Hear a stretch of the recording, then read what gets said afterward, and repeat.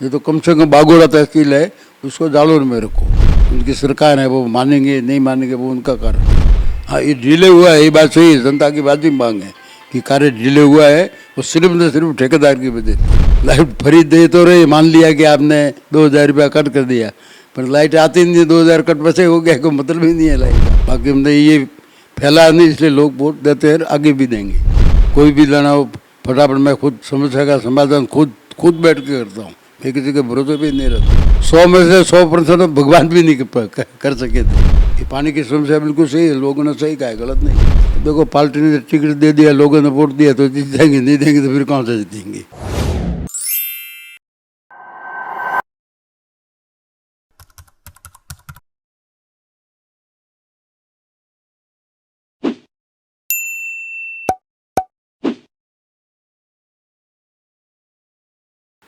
नमस्कार।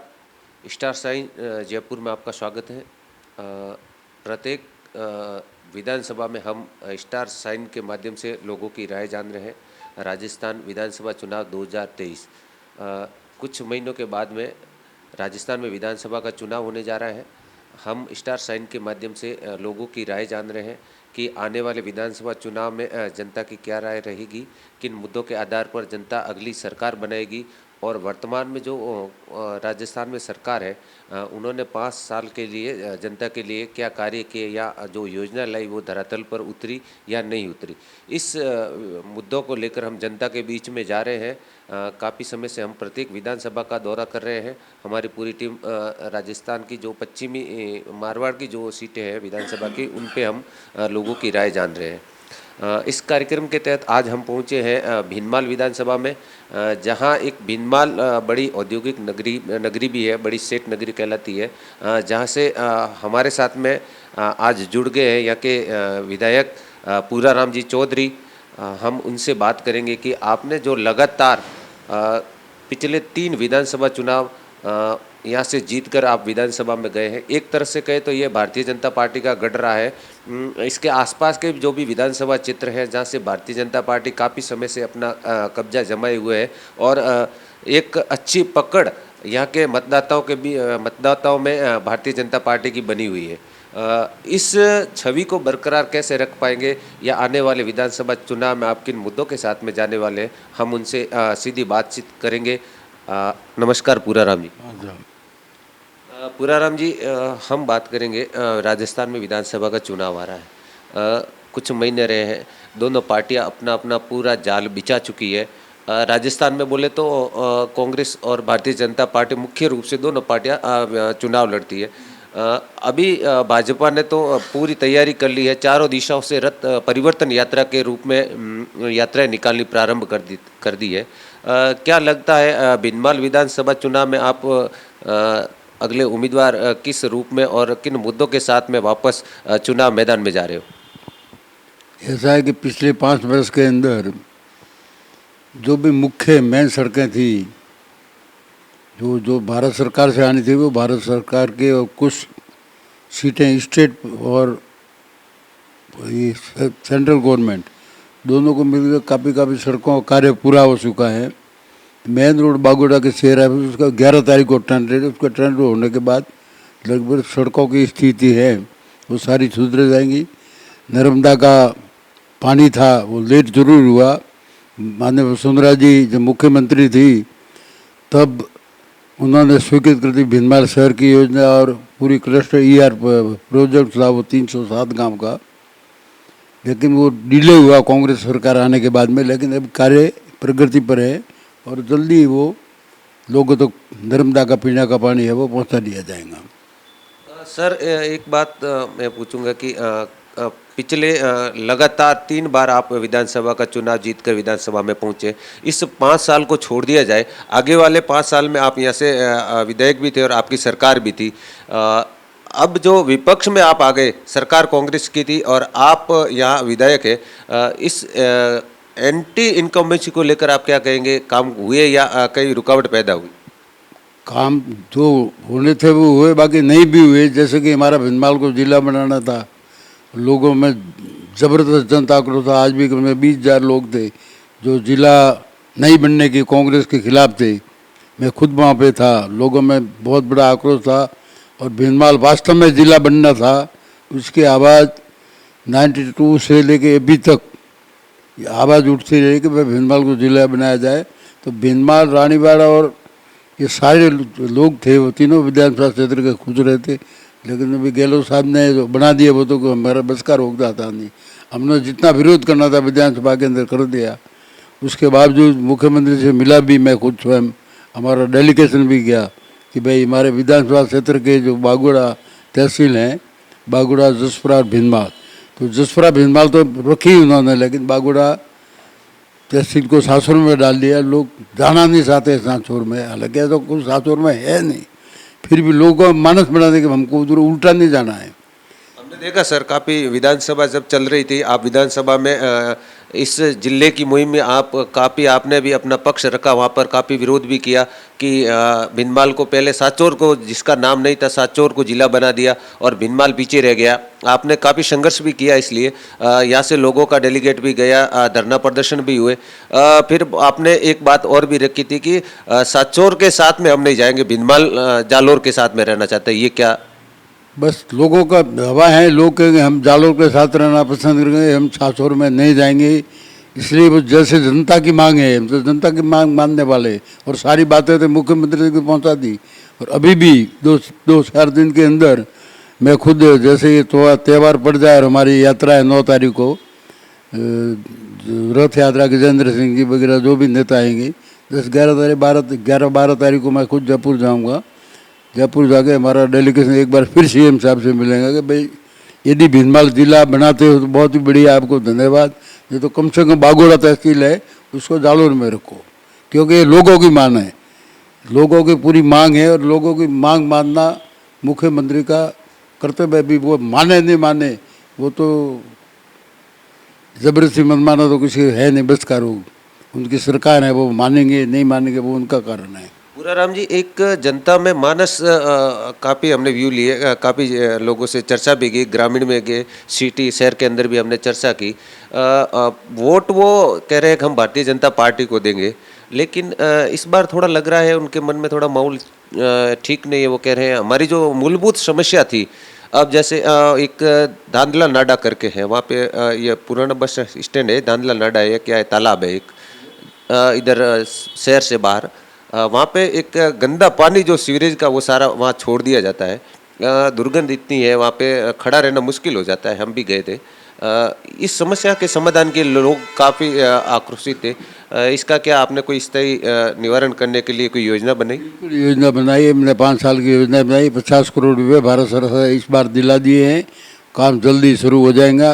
पता है मुझे वो नाडा, वहाँ बिल्कुल गांव की पूरी गंदगी जाती है, और कई ऐसे जो हमारे ऐतिहासिक तालाब हैं उनमें भी जाते हैं। लोगों की जो मांग है वो जायज़ है, गलत नहीं है। लेकिन अब जो उन्होंने 50 करोड़ रुपये इस बार दिए हैं, भारत सरकार और राजस्थान सरकार के मिल करके, अब उसके टेंडर हुए हैं और वो कार्य चालू करेंगे। कार्य चालू होने के बाद में फिर जहाँ निकाय है, पानी का निकास काफ़ी तो बनी हुई है, फिर भी एक जगह जहाँ हम देखेंगे सीवरेज किस तरह से बनना चाहिए, उस हिसाब से हम ऐसे नाले में पानी डालेंगे ताकि शहर के अंदर बिल्कुल गंदगी न हो। एक और मुद्दा है जो हम जालोर से निकलते हैं भीनमाल की तरफ आने के लिए, जो ये रास्ता है स्टेट हाईवे, जिसको काफ़ी जगह से अभी तक तैयार नहीं हुआ है। क्या ये प्रस्ताव पहले के था या अभी वर्तमान आपके कार्यकाल में हुआ है, या इसमें क्या रुकावटें या क्या अड़चनें पैदा हो रही है जिस वजह से आज लोगों को बहुत समस्या पैदा हो रही है? आने जाने के लिए बहुत ज़रूरी था ये रास्ता, उसमें क्या प्रॉब्लम हो रही है? 62 किलोमीटर रोड था, उसमें 2 आरओबी थे और आरओ बोले रेलवे ब्रिज, और कुछ 11 छोटे मोटे पुल, रपटें, कोड़ी नदी के ऊपर पुल, इस कुछ 422 करोड़ की योजना थी। और ये पीपी मॉडल की योजना है। ठेकेदार की जरूर गलती हुई है, थोड़ा धीरे काम कर रहा है, लेकिन कार्य प्रगति पर है। जल्दी वो 2-4 महीने काम कर देंगे, उसको करना ही है काम। तो हाँ, ये डिले हुआ है, ये बात सही है, जनता की बात ही मांग है कि कार्य डिले हुआ है, वो सिर्फ न सिर्फ ठेकेदार की वजह से। बाकी सरकार की इसमें कोई लेना देना नहीं, सरकार की इसमें कोई कमी नहीं है, जनप्रतिनिधि को कमी नहीं। हमने तो उसके लिए धरना भी दिया था, धरना देने के बाद में फिर इसने ये कार्य शुरू किया। कि 62 किलो राम से लेके रानीवाड़ा तक ये रोड है पूरा। पूराराम जी, यहाँ से आप भारतीय जनता पार्टी का गढ़ है, काफ़ी समय से आप यहाँ के क्षेत्र को एक विचित्र भौगोलिक स्थिति हो चाहे सामाजिक स्थिति हो, आप एक मन से जानते हो। क्या कारण रहा है कि भारतीय जनता पार्टी यहाँ से बार बार विजय होकर जा रही है, कांग्रेस का यहाँ सुपड़ा साफ हो रहा है? देखो, पहली बार तो जब मैं पहली बार विधायक बना था 1993 में, माननीय भैरव सिंह शेखावत मुख्यमंत्री बने थे राजस्थान के, उस समय में उस जमाने में न तो यहाँ कोई सड़क थी, न किसी तरह कोई लाइट की ये सुविधा थी। सिर्फ 132 एक ही जीएसएस था। उसके बाद में 220, 440 और 220 अभी एक कार्य प्रगति पर है, चालू है। और कम से कम 8 132 जीएसएस है और करीब 80 के 70 से 80 के आसपास 33 के भी कि जो जीएसएस है मैंने मेरे समय में बनाया इतने वर्षों में। इसलिए उससे काफ़ी अब आगे से लाइट नहीं आ रही है। जैसे उन्होंने कटौती कर दी कि साहब हम आपको फ्री दे रहे हैं। लाइट फ्री दे तो रहे, मान लिया कि आपने 2000 रुपया कट कर दिया, पर लाइट आती नहीं। 2000 कट बचे हो गया, कोई मतलब ही नहीं है लाइट का।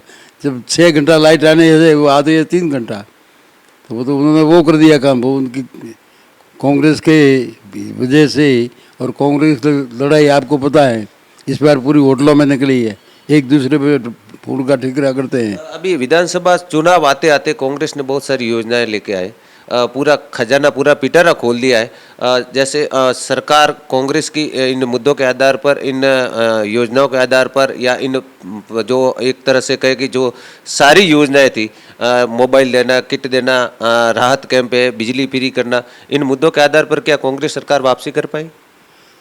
मुझे तो नहीं लगता कांग्रेस सरकार वापसी कर पाएंगी। किस आधार पे करेंगी?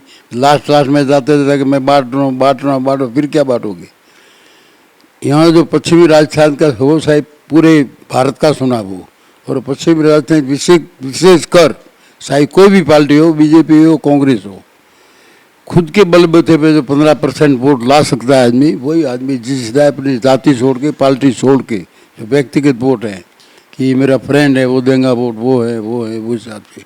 और सबसे लोग आजकल वो आतंक नहीं चाहते हैं कि शांति चाहते हैं। और मैंने 30 साल से राजनीति में हूँ, न कोई जातिवाद किया, न कहीं अशांति हुई। कोई 2 आदमी लड़के आ गए तो पुलिस को भाई बोला भी यार दोनों को समझा कर भेज देना, फालतू जेल में मत डालना। आपको गलती करके आ जाए खून करके तो उसको तो जेल में डालोगे, तुम्हें पूछने की जरूरत ही नहीं। बाकी हमने ये फैला नहीं, इसलिए लोग वोट देते हैं, आगे भी देंगे। आगे बढ़ते हैं। पूराराम जी, हमने जनता की जो राय जानी, काफ़ी जगह ज़्यादातर ग्रामीण क्षेत्र में हमें एक बहुत बड़ी समस्या जिसको लेकर ग्रामीणों में काफ़ी नाराज़गी है। जो सिस्टम होता है वो फॉलो नहीं हो रहा है। जहाँ तक उनकी समस्या है, जहाँ तक वो लेकर जाते हैं, उनके ऊपर कोई कार्रवाई नहीं होती है, उनकी कोई सुनवाई नहीं होती है। उनको लेकर वो ग्रामीण बहुत परेशान रहते हैं। बार बार चक्कर काटने पर भी जिन योजनाओं का लाभ उनको मिलना चाहिए वो नहीं मिल पाता है। आखिर में परेशान होकर काफ़ी जगह वो घूमते हैं, फिर भी अंत तक यही होता है कि वो बेचारे उन योजनाओं से वंचित रह पाते हैं। काफ़ी जगह हमें ये सुनने को मिला है। यही तो मैं कह रहा हूँ कि जो सरकार योजना बनाती हैं, लोगों को शक्कर कटवा के ये कागज लाओ, वो कागज लाओ, इसमें मोबाइल देंगे, उसमें फलाना देंगे, इसमें सरकारी योजना अधिकारी है वो इस तरीके ही हैं लगे हुए, तो कहाँ से काम करेंगे? मेरे पास वो भी आएगा सीधा निःशुल्क, कोई भी है, चाहे उनको लाइट लानी हो, कोई भी लाना हो, फटाफट मैं खुद लेटर पर लिख के दे करके उनके समस्या का समाधान खुद बैठ के करता हूँ। मैं किसी के भरोसे पे नहीं रहता हूँ। मैं खुद देखता हूँ और खुद ही चलो के बाहर विधानसभा चालू है तो अलग बाकी तो मैं यहीं रहता हूँ पूरा दिन। ये गांव में रहता है, दिन में जैसे कोई डेथ हो गई है, कोई शादी ब्याह है तो गांव में जाना पड़ता है गाँव में, बाकी मैं यहीं बैठा रहता हूँ। और मेरे फ़ोन बंद पड़ते रहते नहीं, सुबह 8 बजे से लेकर रात को 10 बजे चालू रहते हैं। 100 में से 100% भगवान भी नहीं कर सके थे। नहीं वो सर बात ठीक है, लेकिन काफ़ी जगह ग्रामीण इलाकों में विशेषकर ये दुविधा रहती है। जो जिसके पास जो वो लोकेलिटी जहाँ के अधिकारी होते हैं वो उनकी सुनते नहीं है। उनको बार बार चक्कर लगाने की समस्या होती है, और काफ़ी जगह अभी तक वो पेयजल को लेकर काफ़ी लोगों में रोष है कि अभी तक हमारे पानी की बहुत बड़ी समस्या है।